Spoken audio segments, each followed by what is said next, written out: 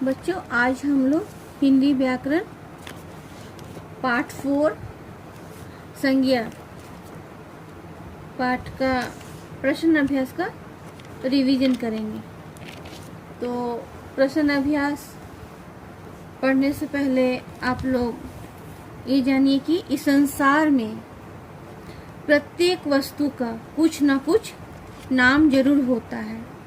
इन्हीं सजीव और निर्जीव नामधारी वस्तुओं को संज्ञा कहते हैं। संज्ञा की परिभाषा इस प्रकार है: किसी प्राणी, वस्तु, स्थान एवं भाव के नाम को संज्ञा कहते हैं, जैसे राम, गंगा, घोड़ा, पार्क, अच्छा, बेंच व फल आदि।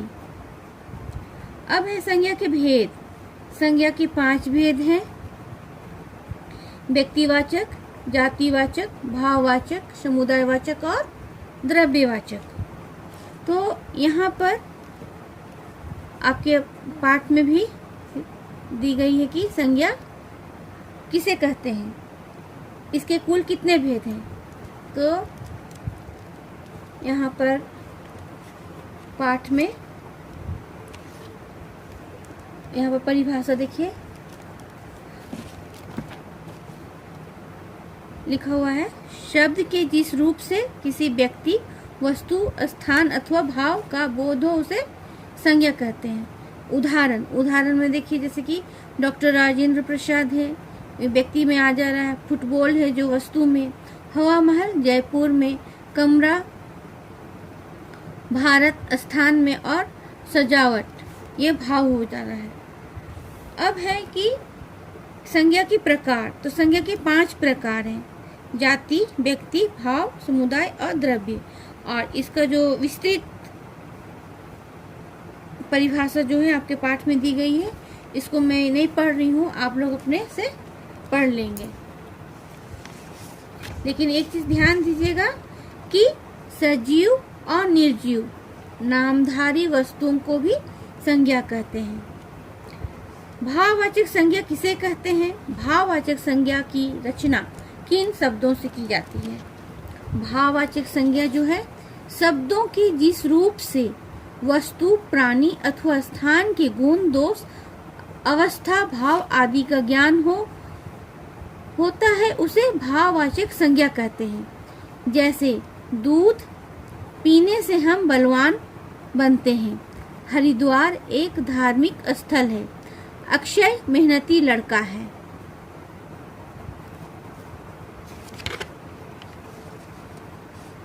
भाववाचक संज्ञा की रचना किन किन शब्दों से होती है? भाववाचक संज्ञा की रचना संज्ञा, सर्वनाम, विशेषण, क्रिया आदि शब्दों में प्रत्यय लगाकर भाववाचक संज्ञाएं बनाई जाती हैं। भाववाचक संज्ञा जो है यहाँ पर 4 प्रकार से दी गई है: जाति से, सर्वनाम से, विशेषण से, क्रिया से।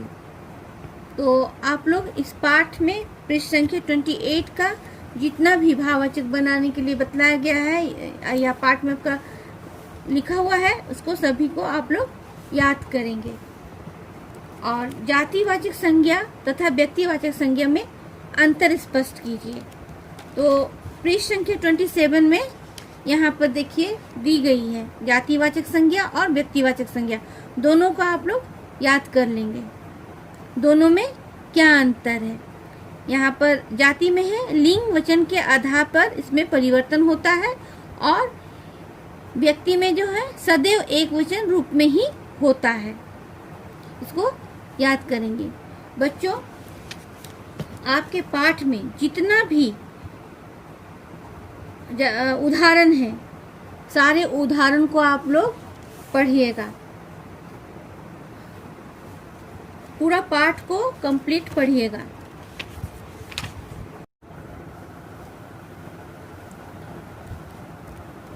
गुड मॉर्निंग बच्चों, आज हम लोग हिंदी व्याकरण पार्ट 4 संज्ञा का अभ्यास प्रश्नों का रिवीजन करेंगे। Page number 23। यहाँ पर देखिए पहला नंबर का क्वेश्चन है संज्ञा किसे कहते हैं, उसके कितने भेद होते हैं। तो बच्चों संज्ञा की परिभाषा किसी वस्तु, व्यक्ति, स्थान, प्राणी और भाव के नाम का बोध कराने वाले शब्द संज्ञा कहलाते हैं। जैसे लाल बहादुर शास्त्री, कुतुब मीनार, हाथी, भारत इत्यादि। अब हम लोग संज्ञा के भेद को देखेंगे। संज्ञा के 3 भेद होते हैं। ऐसे संज्ञा के तो 5 भेद होते हैं, लेकिन अभी आप लोगों को सिर्फ 3 भेद पढ़ना है, इसलिए यहाँ पर लिखा हुआ है संज्ञा के 3 भेद होते हैं। पहला व्यक्तिवाचक संज्ञा, दूसरा जातिवाचक संज्ञा, तीसरा भाववाचक संज्ञा। अब हम लोग प्रश्न के अनुसार देखेंगे कि भाववाचक संज्ञा से आप क्या समझते हैं, उदाहरण सहित लिखिए। तो भाववाचक संज्ञा जिन शब्दों से किसी व्यक्ति या वस्तु के गुण, दशा, स्थिति या भाव आदि का पता चलता है उसे भाववाचक संज्ञा कहते हैं। एक बार फिर से सुनिए, जिन शब्दों से किसी व्यक्ति के या वस्तु के गुण, दशा, स्थिति या भाव आदि का पता चले उसे भाववाचक संज्ञा कहते हैं। जैसे यहाँ पर एक महिला के गोद में एक बच्चा है तो उसको प्यारा शब्द दिया गया है तो वो भाव हो गया। यहाँ डेयरी मिल्क है, उसको मिठास का ये किया गया है तो ये मिठास इससे भाव बतला रहा है। बचपन का तस्वीर दिया हुआ है, वो भी एक भाव है। सुंदरता, ये महिला जो है सुंदर है तो इसका भाववाचक संज्ञा कहेंगे। कुछ अन्य भाववाचक संज्ञा जो है गुण, दोष और अवस्था को बताई जाती है। जैसे भलाई, बुराई, अच्छाई, करवाहट, नमकीन, खट्टा आदि। अवस्था में बुढ़ापा, युवावस्था, अमीरी और गरीबी इत्यादि। ये सभी जो है भाववाचक संज्ञा है। अब हम लोग जातिवाचक संज्ञा किसे कहते हैं उसको ध्यान देंगे। यहाँ पर देखिए जातिवाचक संज्ञा किसे कहते हैं, उदाहरण सहित लिखें। तो आपकी पुस्तक में जैसे दी गई है, जिन शब्दों में से एक ही प्रकार के सभी प्राणियों या वस्तुओं का बोध होता है उन्हें जातिवाचक संज्ञा कहते हैं। जैसे मजदूर, किताब, घड़ी, मक्खी, ये सभी जो है जातिवाचक संज्ञा है। नदी, पहाड़, फल, सब्जी, आदमी, पेड़, फूल, इमारत, अध्यापक, अध्यापिका, खिलाड़ी, पशु, पक्षी, बच्चे, मंदिर, मस्जिद, गिरजाघर, ये सभी जो है जातिवाचक संज्ञा है।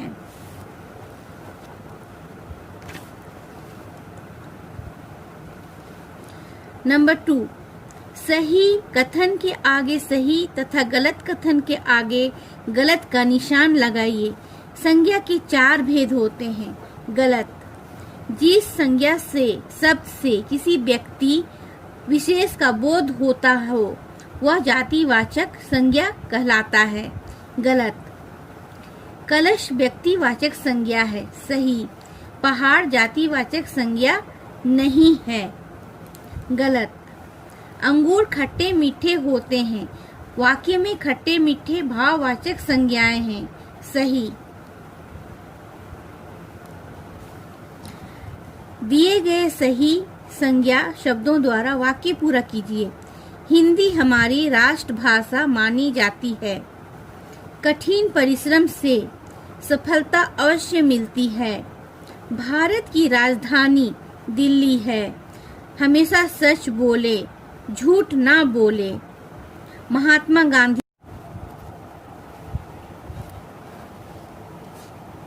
को बापू भी कहा जाता है।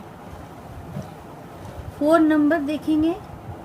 निम्नलिखित वाक्यों में से संज्ञा शब्द छांटिए। यहाँ पर संज्ञा शब्द को छांटना है। जैसे कि यहाँ पर क में दिया गया है रितिका अच्छी लड़की है। यहाँ नाम भी हो रहा है और अच्छी उसका गुण को भी बतलाया जा रहा है। तो रितिका जो हो गया ये एक विशेष मतलब व्यक्ति का नाम हो गया, और एक अच्छी जो है ये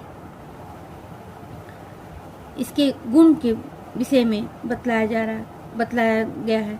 तो यहाँ पर हम लोग दोनों लिख सकते हैं, रितिका और अच्छी को भी लिख सकते हैं। ख नंबर है, गुस्सा करना अच्छा नहीं होता। गुस्सा ये भी जो है भाववाचक संज्ञा बतलाया है। राधिका कल जयपुर जाएगी, तो जयपुर जो हो गया व्यक्तिवाचक संज्ञा हो गया। और अनानास एक फल है, ये फल जो है जाति में आ जाएगा। गंगा एक पवित्र नदी है, ठीक इसी प्रकार यहाँ भी देखेंगे गंगा जो है व्यक्तिवाचक में आ जाएगा और नदी जो है जाति में आ जाएगा। वह बहुत प्यारा है, प्यारा जो है ये भी भाववाचक संज्ञा है। तो यहाँ पर भी दोनों हम लोग लिख सकते हैं। रितिका अच्छी लड़की, रितिका जो है नाम में आ जा रहा है, बच्ची का नाम है, इसलिए ये व्यक्तिवाचक संज्ञा भी हो जाएगा और अच्छी जो है भाववाचक।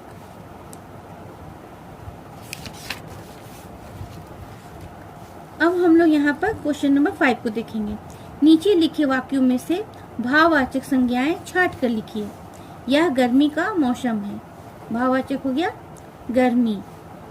हमें क्रोध नहीं करना चाहिए, क्रोध ये भी भाववाचक है। मेरी सहेली आज दुखी है, यहाँ दुखी भी भाववाचक है। हमेशा सबसे प्यार करो, प्यार भी भाववाचक है। वह मेरे बचपन का दोस्त है, बचपन भी भाववाचक है। जातिवाचक संज्ञाओं के नीचे व्यक्तिवाचक संज्ञा शब्द लिखिए। जातिवाचक संज्ञाओं के नीचे व्यक्तिवाचक, तो यहाँ पर कुछ वर्ड्स दिए गए हैं, इसमें आप लोग